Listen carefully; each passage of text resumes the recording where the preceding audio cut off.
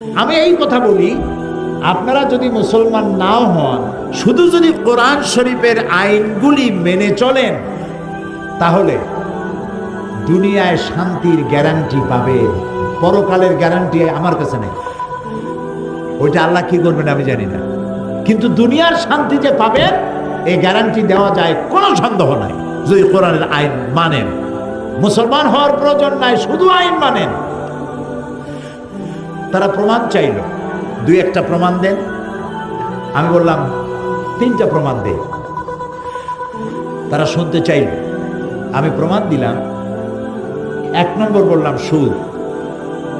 সুদ এটি হচ্ছে মারাত্মক একটি হাতিয়ার, পুঁজিবাদী শোষণের জঘন্যতম হাতিয়ার। এটি হচ্ছে গরিবদের কাছ থেকে নেও আর ধনীদেরকে দাও। এই সুদভিত্তিক অর্থনীতি যেসব দেশে চালু আছে, সমস্ত দেশগুলি গরিবরা শোষিত হয়, চাই সে গরিব মুসলমান হোক, হিন্দু হোক, খ্রিস্টান হোক, বৌদ্ধ হোক। আর আল্লাহ তাআলা এই সুদের ব্যাপারে কি বলেছেন? ওয়া হাল্লাল্লাহুল বায়আ ওয়া হাররামার রিবা। আমি সুদকে করেছি হারাম আর ব্যবসাকে করেছি হালাল। আর সুদের অপকারিতা বর্ণনা করে আল্লাহ তাআলা বলেছেন, ফাইন লাম তাফআলু ফাযানু বিহারবিন মিনাল্লাহি ওয়া রাসূলিহি। সুদ হচ্ছে এত বড় মারাত্মক অপরাধ, এই অপরাধ থেকে যদি বিরত না থাকো, তাহলে আল্লাহ এবং রাসূলের পক্ষ থেকে তোমাদের বিরুদ্ধে যুদ্ধের ঘোষণা রইল। নাউজুবিল্লাহ বলুন। নবী করিম সাল্লাল্লাহু আলাইহি সাল্লাম বলেছেন, সুদের মধ্যে 70টি গুনাহ। কয়টা গুনাহ? তার ছোট্ট গুনাহ হলো নিজের গর্ভধারিণী মাকে নিকাহ করা। নাউযুবিল্লাহি মিন যালিক। এখন এই জঘন্যতম হাতিয়ার সুদ, যারা এনজিওর কাছ থেকে লেনদেন করেন তারা বোঝেন যে সুদের মজা কি। সুদের সুদ তস্যচুদ সুদ, চক্রবৃদ্ধি আকারে সুদ দিতে দিতে আসল টাকা সুদ সহ বহুবার ফেরত দেওয়ার পরেও সুদের থেকে মুক্ত মানুষ হতে পারে না। মারাত্মক, জঘন্য। আল্লাহ তাআলা এটাকে হারাম করে দিল। এখন যদি রাষ্ট্র আইন করে এই সুদকে বন্ধ করে দিয়ে, যদি সুদভিত্তিক অর্থনীতি বন্ধ হয়ে গিয়ে যদি যাকাত ভিত্তিক অর্থনীতি চালু হয়ে যায়, তাহলে এর দ্বারা উপকৃত হবে কি মুসলমান না হিন্দু, খ্রিস্টান, বৌদ্ধ সবাই হবে? বলেন, বলেন না, জবাব দেন না। সবাই হবে। গেল এক নম্বর। দুই নম্বরে আল্লাহ তাআলা কোরআন শরীফে বলছেন, ওয়ালা তাকরাবুজ জিনা ইন্নাহু কানা ফাহিশাতান ওয়া সা সাবিলা। জিনা করা তো দূরের কথা, এর নিকটেও যেও না। জিনা করো না, এই কথা কোরআন শরীফে কোথাও নেই। বলা হলো জিনা এত নিকৃষ্ট যেটার কাছেও যেও না।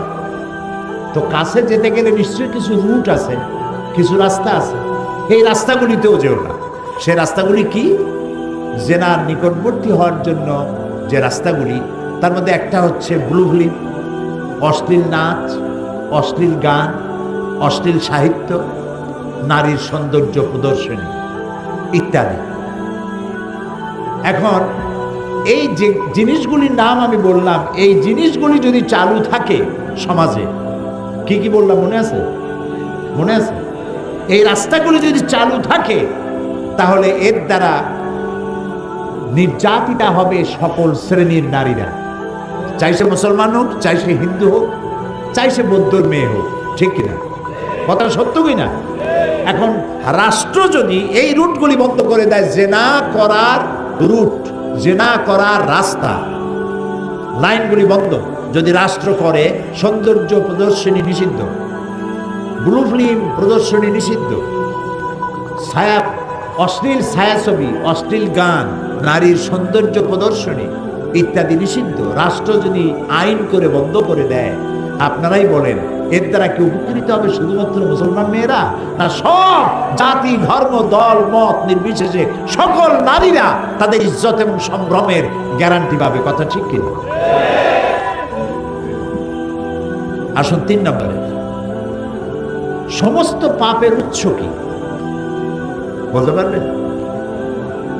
মদ এবং জুয়া সমস্ত পাপের উৎস। ওয়াসআলুনাকা আনিল খামরি ওয়াল মাইসিরি কুল ফীহিমা ইসমুন কাবীর। হে নবী, আপনাকে প্রশ্ন করা হয় মদ এবং জুয়া সম্পর্কে, আপনি বলুন ইসমুন কাবীর, এটা মারাত্মক গুনাহ, মারাত্মক অপরাধ, শিরক। এটাকে কিন্তু বড় গুনাহ বলা হয়নি। আমি যদি প্রশ্ন করি সব থেকে বড় গুনাহ কি, আপনারা জবাবে বলবেন কি বলুন তো? শিরক। আমি জানি এই জবাবটা আপনারা দিবেন, কিন্তু শিরককে বড় গুনাহ বলা হয় নাই। অবশ্যই বড় গুনাহ, কিন্তু কোরআনে কারীম এটাকে বড় গুনাহ বলে নাই, এটাকে বলা হয়েছে ইন্নাশ শিরকা লা যুলমুন আযীম। এটা বড় জুলম, বড় অত্যাচার। জুলম কারে বলে? উলামায়ে কেরাম জানেন, ওয়াদউল শাই ফি গায়রি মুহাল্লি। জুলুম বলা হয় যে জিনিসটা যেখানে রাখার সেখানে না রেখে অন্য জায়গায় রাখার নাম হলো, বলেন, জুলম। যেমন এই চশমাটা রাখার জায়গা কোথায়? চোখে। আমি এখানে রেখে দিলাম, তাহলে চশমার উপরে কি করা হলো? জুলুম করা হলো। টুপিটা রাখার জায়গা কোথায়? আমি টুপিটা মাথায় না রেখে হাঁটু উঁচু করে বসে হাঁটুর মাথায় রাখলাম, তাহলে টুপির উপরে কি করা হলো? জুলুম করা হলো। দুধ রাখতে হয় কোথায়? পাত্রে। পাত্রে না রেখে আপনারা মাছ ধরে, মাছ রাখেন কিসে? জাল বাইয়া মাছ ধরেন যখন, তারপরে যার মধ্যে রাখেন ওইটার নাম কি? খোলই। এখন আপনার দুধ বোতলে না রাখে যদি খাবার মধ্যে রাখেন, তাহলে দুধের উপরে কি করলেন? জুলুম করে ভালাইছেন। এই তো বুঝে ভালাইছেন, একেবারে বাংলা কথা। যে জিনিসটা আল্লাহর কাছে চাওয়া, যেটা দিতে পারেন তিনি গায়েব থেকে, তিনি ছাড়া কেউ দিতে পারেন না, সেই জিনিসটা আল্লাহকে ছাড়া কারোর কাছে চাওয়ার নামই হলো জুলুম। সন্তান দেওয়ার মালিককে, রোগ মুক্ত করার মালিককে, বিপদ থেকে বাঁচাবার মালিককে, হায়াতের মালিককে, মওতের মালিককে, বলেন আল্লাহ আল্লাহ আল্লাহ আল্লাহ। সেই আল্লাহকে ছাড়া অন্যের কাছে যখন চাইবেন এই সব বিষয়, তখন আপনি জুলুম করে বসবেন। এটাকে জুলুম বলা হয়েছে, বড় জুলুম। কিন্তু এটা অবশ্যই বড় গুনাহ, কোনো সন্দেহ নাই, কিন্তু একমাত্র বড় গুনাহ নয়। সব বড় গুনাহের মধ্যে এটাও একটি বড় গুনাহ। কিন্তু আল্লাহ তাআলা বড় গুনাহ হিসাবে ইসমুন কাবীর বলেছেন মদ আর জুয়াকে। মদ এবং জুয়া এই দুটি জিনিস মানুষকে মাথা খারাপ করে দেয়। আরে ভাই একটু সময় দেন, একটু স্ন্যাপ নিচ্ছে, কি অসুবিধা? একটা মিনিট একটু সহ্য করতে পারেন না? আমাদের ধৈর্য আরো দরকার হবে।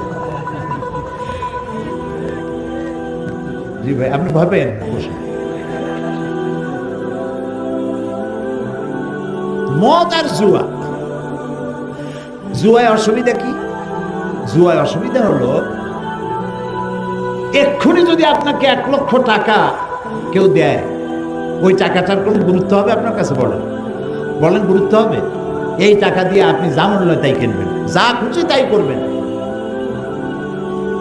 10 টাকা দিয়ে যদি লেগে যায় 10 লাখ টাকা পেয়ে গেছেন, আপনি তো মানুষের মানুষ মনে করবেন, আপনি অহংকারী হবেন, ফেরাউন হয়ে যাবেন।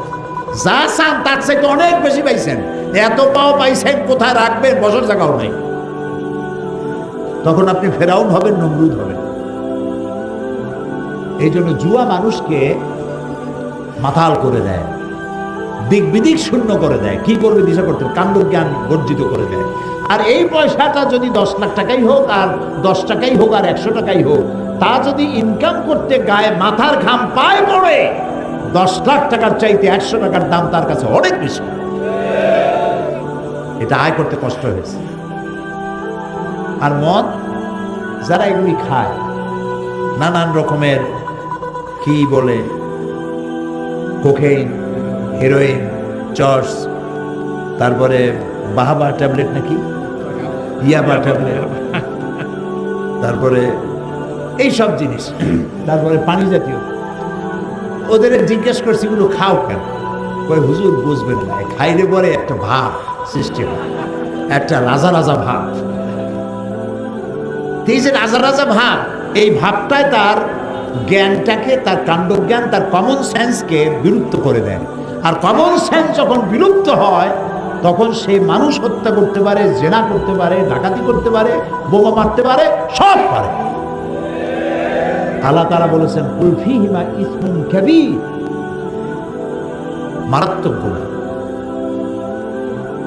এখন মদ আর জুয়া যদি বন্ধ করে না হয়, রাষ্ট্র যদি বলে আমার দেশে মদ জুয়া চলবে না, বন্ধ করে দিলাম, এর উৎপাদন, বিপণন এবং সেবন সম্পূর্ণ নিষিদ্ধ, এটা যদি রাষ্ট্র করে দেয়, তাহলে মদ্যপ আর জুয়ারিদের যন্ত্রণা থেকে শুধু মুসলমানেরাই হেফাজত পাবে নাকি? হিন্দু, খ্রিস্টান, বৌদ্ধ, জাতি, ধর্ম, দলমত নির্বিশেষে সকলের জন্য কল্যাণ হবে না? আমি সেখানে বললাম এই তিনটা উদাহরণ যথেষ্ট, আরো বহুত আছে, দিলাম না। এই তিনটা উদাহরণ যথেষ্ট। কোরআন শুধু মুসলমানদের জন্য আসে নাই, আল্লাহর কসম কোরআন শুধু মুসলমানদের জন্য আসে নাই।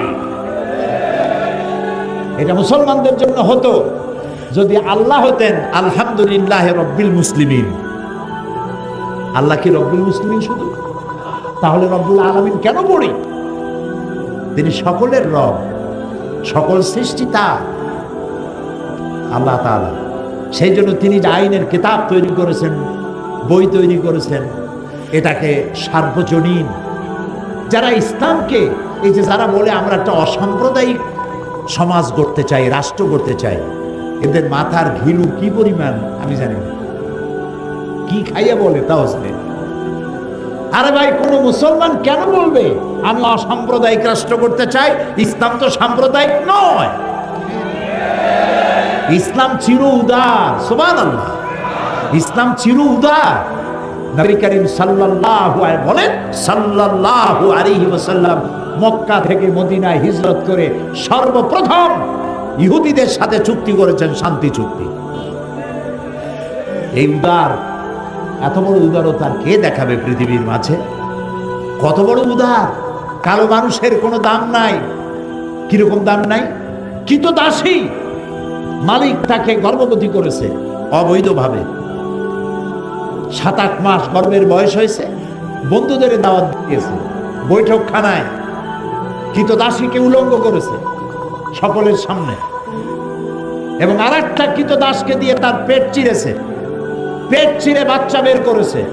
বাচ্চাটা ছটফট করে মরছে আর মা ছটফট করে মরছে। এই দৃশ্য দেখে এই বন্য জানোয়ারেরা তারা বন্য হাসিতে, ভূত প্রেতের মতো উৎকট হাসিতে তারা ফেটে পড়ত, আনন্দ করত।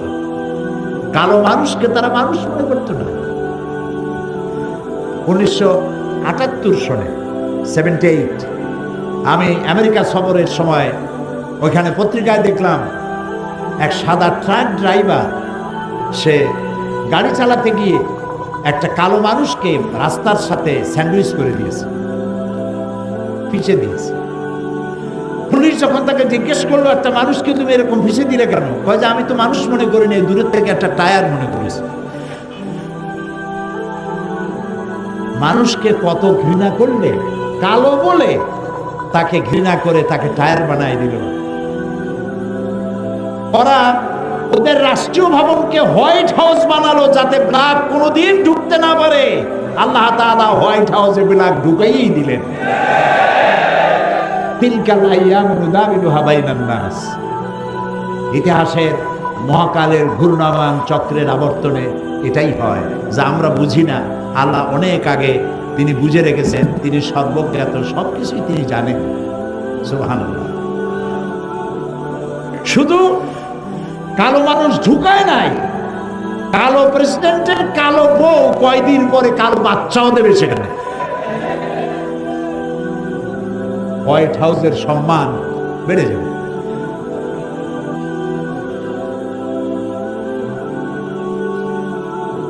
প্রিয় ভাই সব, নবী করিম সাল্লাল্লাহু আলাইহি ওয়াসাল্লাম সাদা এবং কালোর আকাশ চুম্বী ব্যবধান দূর করেছেন। মক্কায় যখন প্রবেশ করতেছিলেন ফতে মক্কার দিনে, আপনারা কি ভয় পাইছেন নাকি? খুব কি দুশ্চিন্তাগ্রস্ত? মাঝে মধ্যে জবাব দেন যখন তখন, মনে হয় ভয় টয় পাইছেন মনে হয়। ক্যামেরার ফ্ল্যাশ দেখলে মনে হয় আটকে ওঠে। আরে ভাই, ভয় পাওয়ার কারণ নাই। বদরের বিজয় হয়, উহুদের পরাজয় হয়, আবার সামনে ফতে মক্কার হাতছানি থাকে।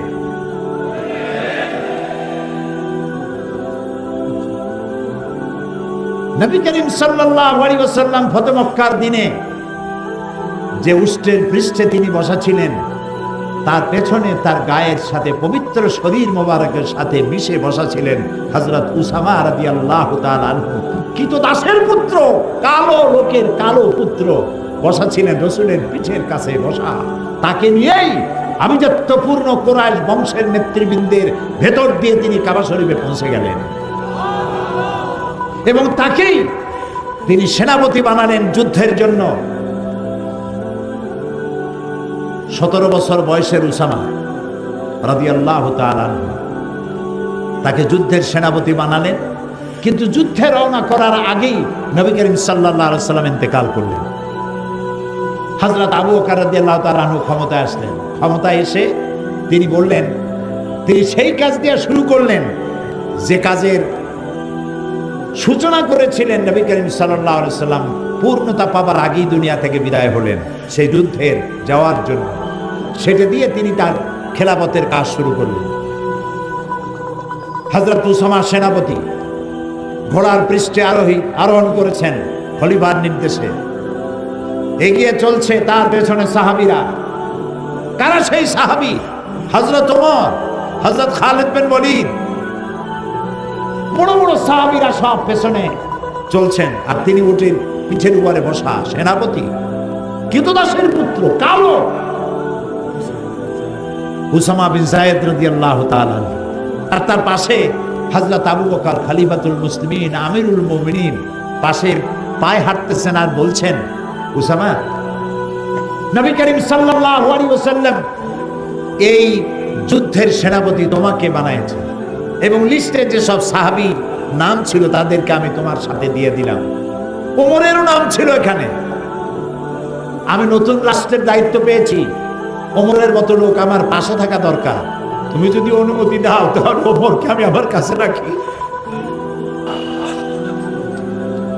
চিন্তা করতে পারে মাথায় ঢুকে পারে না। হযরত উসামা বিন যায়েদ রাদিয়াল্লাহু তাআলা ওকে পানি ফেললেন, বললেন, আমিরুল মুমিনিন, আমার খুব কষ্ট হচ্ছে, আমি ঘোড়ার পৃষ্ঠে বসা আমিরুল মুমিনিন পায়ে হাঁটতেছি। আমার কাছে অনুমতি আছে যে কয়জন তোমাকে খেলতে পারে। এই ঠিক না, ইসলামটা দুনিয়াকে দিয়েছে, কেউ দিতে পারে না। সুতরাং অসাম্প্রদায়িক রাষ্ট্র চাই, সমাজ ব্যবস্থা চাই, এই কথা ওরাই বলতে পারে যারা কোরআন হাদিস আর ইসলাম সম্পর্কে চার পরিষ্কার জ্ঞান।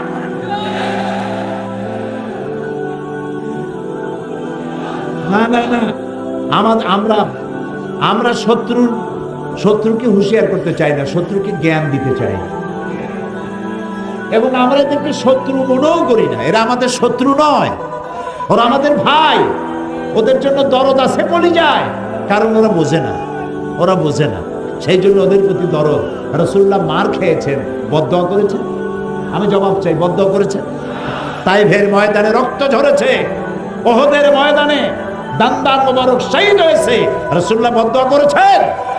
বদদোয়া করেন নাই, বলেছেন আল্লাহুম্মা গফির লিকাওমি ফাইন্নাহুম লা ইয়ালামুন। আয় আল্লাহ, আমার জাতিকে ক্ষমা করে দাও। শুধু এক জায়গায় একটু ব্যথা প্রকাশ করেছিলেন, যখন দাঁত ভেঙে গেল, কপালে আঘাত লেগে কপাল থেকে রক্ত পড়তেছিল, তখন তিনি বলছিলেন, এই জাতির কল্যাণ কি করে হবে যে জাতি তার নবীর চেহারা রক্ত দিয়ে লাল বানাই দিল? এই জাতির কিসমত কি করে ভালো হবে? কষ্ট পেয়ে এই কথাটি বলেছিলেন। আর বলেছেন আল্লাহুম্মা গফির লিকাওমি ফাইন্নাহুম লা ইয়ালামুন। আমার কওম বোঝে না, আল্লাহ এদেরকে তুমি হেদায়েত দাও। বলেন আমিন। যারা এইসব কথা বলে অনেক লেখাপড়া করেছে, অনেক লেখাপড়া করেছে, বিমল মিত্রের এত বড় বই পড়েছে, শরতের এত রচনা পড়েছে, রবীন্দ্রনাথের এত রচনা পড়েছে, Nihar Ranjan, Jarasandha, Krishnachandra, Burton Rasel, Copernicus, Kepler, মাও সেতুং, কার্ল মার্কস, এদের অসংখ্য অসংখ্য বই পড়েছে, কিন্তু দুর্ভাগ্য কোরআন শরীফ পড়েনি, কোরআন জানে না। ওদের শিক্ষা যদি কোরআনমুখী হতো তাহলে ওরাই আমাদের নেতৃত্ব দেওয়ার যোগ্যতা ওদেরও ছিল। আল্লাহ তাআলা এদেরকে হেদায়েত দিন, আমরা বলি আমিন, আমরা বলি আমিন। কোরআন আপনারা আমি কোরআনের কথা বলতে এসেছি, আপনারাও কোরআন শুনতে এসেছেন, আলহামদুলিল্লাহ বলুন। এই যে যতক্ষণ বসেছেন, যে কোরআনের ক্লাস, কোরআনের ছাত্র আপনারা, আমিও ছাত্র।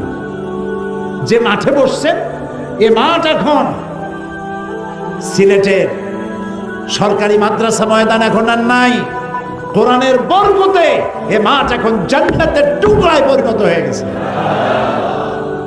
এর থেকে শ্রেষ্ঠ মাহফিল আকাশের নিচে, জমিনের উপরে আর নাই। সুবহানাল্লাহ।